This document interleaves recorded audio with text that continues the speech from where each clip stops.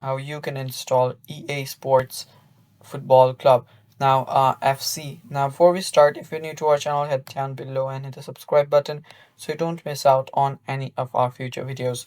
So, let's start. First, what you'll have to do is open up your web browser and download Steam. Now, that's the first step right here. You need to download Steam. If you have already installed it, just that's great. Log into it and stay ready. But if you don't have it, just go to Steam and just install it and log into it. And after you've done that, what you'll have to do is, let me just open my Steam. And what you'll have to do after that is first log into Steam and wait for it. Okay, so here it is. It's you know taking some time to load. Now after it loads in, you will need to just search for EA Sports FC. So let us do that right here. I'm in the store. Now let's search it right here.